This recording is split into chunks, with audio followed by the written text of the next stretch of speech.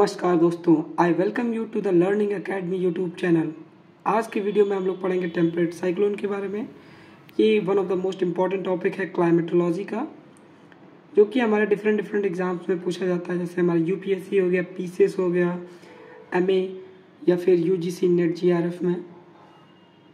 तो इस टॉपिक को शुरू करते हैं बिना टाइम वेस्ट किए हुए। तब तक आप वीडियो को लाइक कर दीजिए, चैनल को सब्सक्राइब कर दीजिए।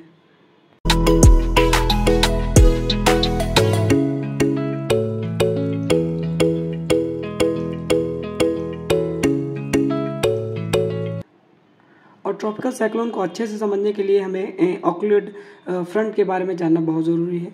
ऑक्लूड फ्रंट की वजह से हमारा जो ट्रॉपिकल साइक्लोन है इसका निर्माण होता है। तो चलिए ट्रॉपिकल साइक्लोन को जानने से पहले हम लोग जान लेते हैं फ्रंट क्या होते हैं, टाइप्स ऑफ फ्रंट कौन कौन से हैं, ठीक, उनके बारे में जानेंगे। फिर हम लोग अपने मेन टॉपिक पे आएंगे जो हमारा ट्रॉपिकल टेम्परेट साइक्लोन है। ठीक है, बेसिकली हमारा इक्वेटर है वहाँ पे लो प्रेशर रीजन है, और यहाँ पे जो 30 डिग्री लैटिट्यूड है वहाँ पे हाई प्रेशर रीजन क्रिएट होता है। हम लोग ने पढ़ा था प्रीवियस वीडियोस में कि इंसुलेशन डिफरेंट प्राप्त होता है अलग अलग लैटिट्यूड्स पे। उसकी वजह से हमारा अलग अलग प्रेशर बेल्ट्स का निर्माण होता है। प्रेशर बेल्ट्स इन टर्म हम लोगों ने डिटेल में पढ़ा था। अगर आपने वो वीडियो नहीं देखा तो आप देख सकते हैं इसी सीरीज़ में, ठीक है। और हमारा जो 65 या 60 डिग्री लैटिट्यूड है वहाँ पे हमारा लो प्रेशर रीजन क्रिएट होता है, both the hemisphere, northern hemisphere and southern hemisphere में। फ्रंट बेसिकली हमारा क्या नाम है, sloping boundary between two different air mass या फिर कॉन्ट्रास्टिंग एयर मास।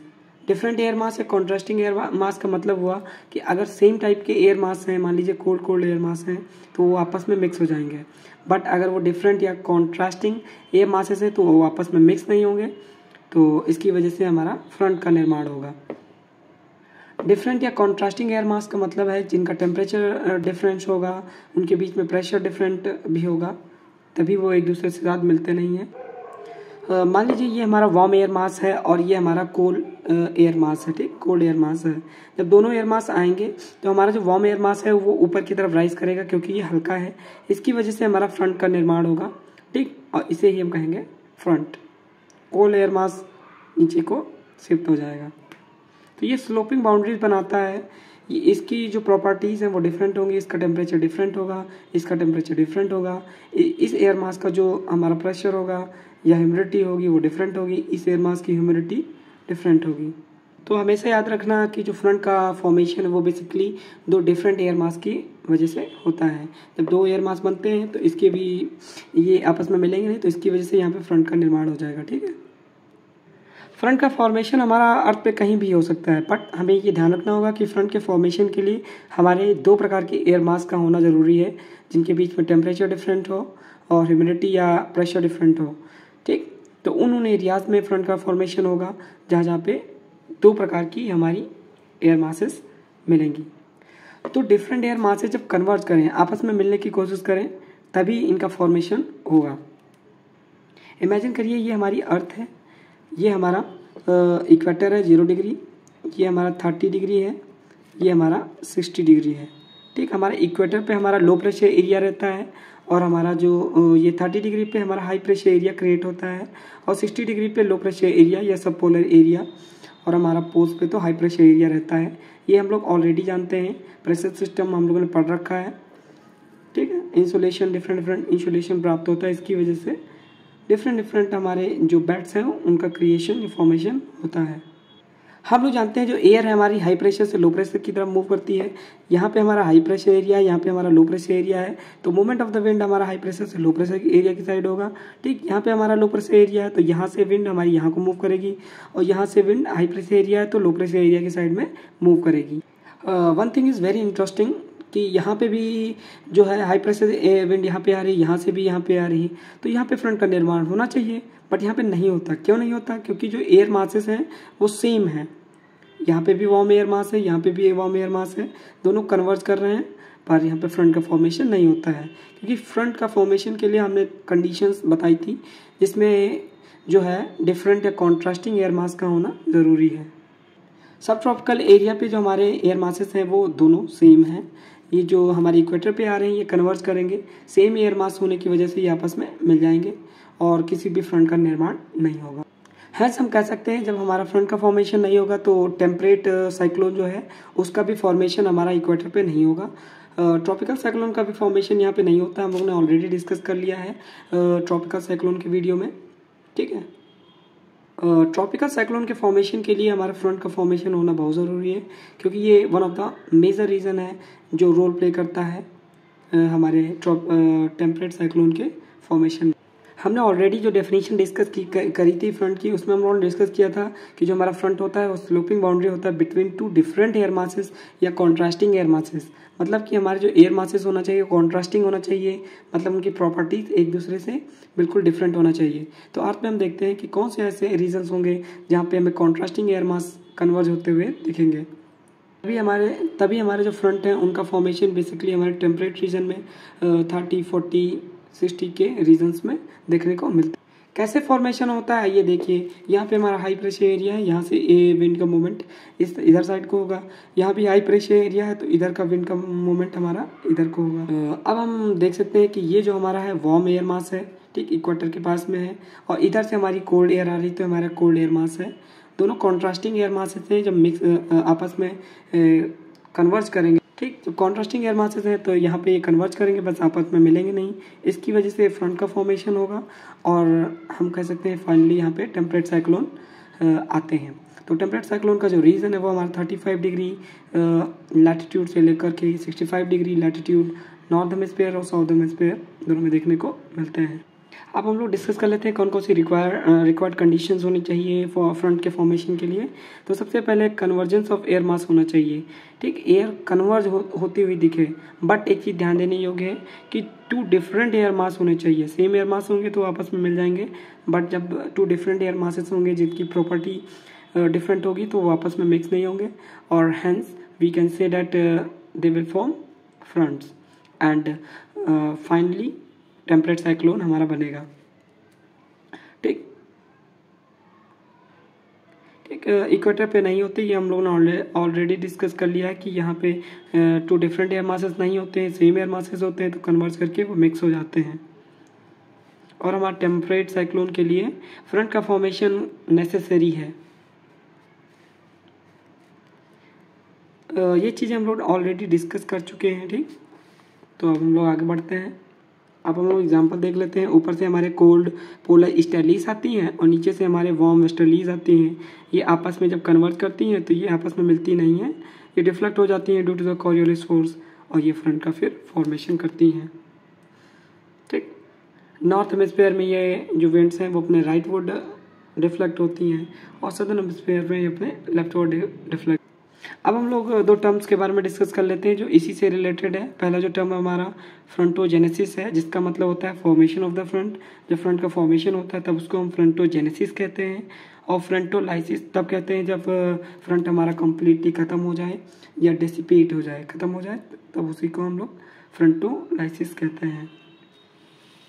अब हम लोग डिस्कस कर लेते हैं टाइप्स ऑफ फ्रंट, कितने प्रकार के फ्रंट होते हैं। बेसिकली हमारा 4 प्रकार के फ्रंट होते हैं। पहला हो गया हमारा वार्म फ्रंट, दूसरा हो गया कोल्ड फ्रंट, तीसरा हो गया ऑक्लूडेड फ्रंट, और चौथा हमारा हो गया स्टेशनरी फ्रंट। इन सब के बारे में हम लोग एक एक करके डिटेल में पढ़ेंगे, तो आगे बढ़ते हैं। वार्म फ्रंट पहले देख लेते हैं। जहाँ पे वार्म एयर मास ज़्यादा एक्टिव होगा वहाँ पे वार्म फ्रंट का फॉर्मेशन होगा, और समझ लीजिए जहाँ पे कोल्ड एयर मास ज़्यादा एक्टिव होगा वहाँ पे कोल्ड एयर मास बनेगा। तो यहाँ पे वार्म फ्रंट है तो यहाँ पे जो वार्म एयर मास है वो ज़्यादा एक्टिव होगा, ठीक, और एंटर करेगा कोल्ड एयर मास की टेरिटरी में, ठीक।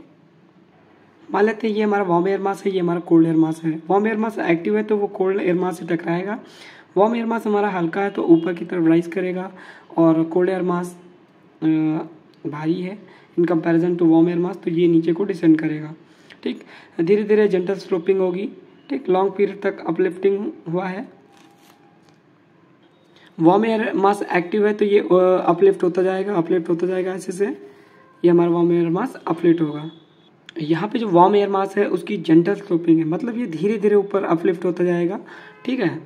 मतलब सडनली अपलिफ्ट नहीं हुआ, धीरे धीरे करके ऊपर उठता जाएगा। जब धीरे धीरे ये अपलिफ्ट हुआ है तो ये लॉन्ग पीरियड ऑफ टाइम के लिए अपलिफ्ट हुआ है, जल्दी जल्दी नहीं हुआ है। जब ये धीरे धीरे अपलिफ्ट होगा तो यहाँ पे लंबे समय के लिए बारिश होगी, और ये इसकी जो स्ट्रेच है वो लगभग 100 किलोमीटर से हमारा 2000 किलोमीटर तक हो सकती है। और ये जैसे जैसे अपलिफ्ट होता जाएगा ये डिफरेंट डिफरेंट क्लाउड्स का फॉर्मेशन करेगा।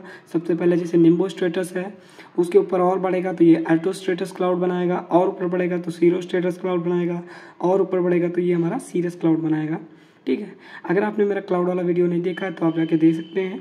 उसमें हम लोगों ने डिस्कस किया है कि डिफरेंट डिफरेंट टाइप्स के क्लाउड होते हैं, कब किसका फॉर्मेशन होता है, किससे बारिश होती है, कौन से क्लाउड किस शेप के होते हैं। ठीक है, तो इस केस में जब हमारी वार्म एयर अपलिफ्ट होगी ज़्यादा समय के लिए, तो जितना जितना ऊपर जाती जाएगी तो वो अलग अलग क्लाउड का फॉर्मेशन करेगी। ठीक है, क्योंकि हवा जब ऊपर बढ़ेगी तो वो उसका फैलाव होगा, हवा ठंडी होगी, तो फिर वो अपने सैचुरेशन पॉइंट को अटेन करेगी, ड्यू पॉइंट अटेन करेगी, फिर हमारा कंडेंसेशन होगा, फिर बारिश होगी। ठीक, ये लंबे समय के लिए अपलिफ्ट हुआ है तो लंबे समय तक बारिश होगी। ठीक, रेनफॉल भी हमारी एक जेंटल होगी, क्योंकि हमारी जेंटल स्लोपिंग है तो रेनफॉल भी जेंटल होगी। और इसमें हमारा जो मेन फीचर है वो उसमें लाइटनिंग और थंडरस्टॉर्म नहीं देखने को मिलता है। लाइटनिंग और थंडरस्टॉर्म कब देखने को मिलता है, जब हम हमारा ट्रॉपिकल साइक्लोन के बारे में हम लोगों ने डिस्कस किया था। उसमें हम लोगों ने डिस्कस किया था जो हमारी वार्म एयर थी वो डिसेंड कर रही थी आई ऑफ द साइक्लोन, तब हमें लाइटनिंग और थंडरस्टॉर्म देखने को मिल रहा था। बट यहाँ कंडीशन डिफरेंट है, वार्म एयर राइज करती जा रही है तो हमें कोई लाइटनिंग और थंडरस्टॉर्म देखने को नहीं मिलेगा। ये मेजर फीचर है जो हमारा ट्रॉपिकल साइक्लोन और टेम्परेट साइक्लोन में डिफरेंट पाया जाएगा। और we can say that it is a major difference between tropical cyclone and temperate cyclone. जो हमारा ट्रॉपिकल साइक्लोन है उसमें हमारा जो है थंडरस्टॉर्म और लाइटनिंग देखने को मिलती है, बिजली और बारिश। बट यहाँ पे हमें थंडरस्टॉर्म और लाइटनिंग देखने को नहीं मिलेगी। और इसमें जो हमारी रेनफॉल है वो लॉन्ग पीरियड ऑफ टाइम के लिए होगी, क्योंकि इसमें हमारी जेंटली जो वार्म एयर मास है वो जेंटली ऊपर राइज कर रहा है। अब हम लोग डिस्कस कर लेते हैं कोल्ड फ्रंट के बारे में। इसमें बेसिकली हम लोग जानते हैं कि कोल्ड एयर मास जो होगा वो एक्टिव होगा in comparison to the warm air mass. यहाँ पे हमारा कोल्ड एयर मास जो है ज़्यादा एक्टिव है, इसकी वजह से हमारा जो वार्म एयर मास, हमारा जो इसके पहले वार्म फ्रंट था उसमें हमारा जो वार्म एयर मास था वो जेंटली ऊपर उठ रहा था, बट यहाँ पे सडनली राइज करेगा ऊपर। जब ये हमारा सडनली ऊपर राइज करेगा तो यहाँ पे क्यूमुलोनिम्बस क्लाउड बनेगा, जिसकी वजह से हमारा हैवी रेनफॉल देखने को मिलेगा। ये शॉर्ट पीरियड ऑफ टाइम के लिए होगी, ठीक, और ये शॉर्ट एरिया में भी होगी। जो इसके पहले हम लोगों ने वार्म एयर फ्रंट पढ़ा था उसमें हमारी बारिश लॉन्ग पीरियड ऑफ टाइम के लिए हो रही थी, एक लंबे एरिया में हो रही थी। ठीक है, और जेंटल रेनफॉल हो रही थी। यहाँ पे हैवी रेनफॉल होगी, शॉर्ट पीरियड के लिए होगी, शॉर्ट एरिया में होगी, और जो मेजर फीचर हमारा लाइटनिंग और थंडरस्टॉर्म देखने को मिलेगा।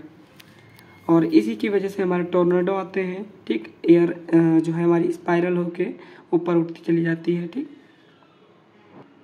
तीसरे नंबर पर हमारा आता है ऑक्लूडेड फ्रंट। ये one of the important topic है, इसी से हम लोग डिस्कस करेंगे हमारा जो टेम्परेट साइक्लोन है। ठीक, और जो हमारा ऑक्लूडेड फ्रंट है इसमें हमारी जो कोल्ड एयर मास है वो कम्प्लीटली डिस्प्लेस करना चाहेगी वार्म एयर मास को, और डिस्प्लेस कर देगी। ये धीरे धीरे, मान लीजिए ये हमारा वार्म एयर मास है, ये हमारा कोल्ड एयर मास है, ये जो हमारा वार्म एयर मास है इसको पुश करना स्टार्ट करेगी और धीरे धीरे ये ऐसे सी शेप में कैप्चर करने की कोशिश करेगी। जो वार्म एयर मास है वो ऊपर को राइज करेगी, और ये सी टाइप में, ये आप देख लीजिए, ये मान लीजिए वार्म एयर मास है, ये हमारा कोल्ड एयर मास है, तो वार्म एयर मास ऊपर राइज करती जाएगी और ये धीरे धीरे एरिया को कवर करती जाएगी। यहाँ हमारी टेम्परेचर इन्वर्जन की कंडीशन देखने को मिलेगी, और ये जो हमारा फॉर्मेशन होता है ये हमारा मिड लैटिट्यूड्स में होता है।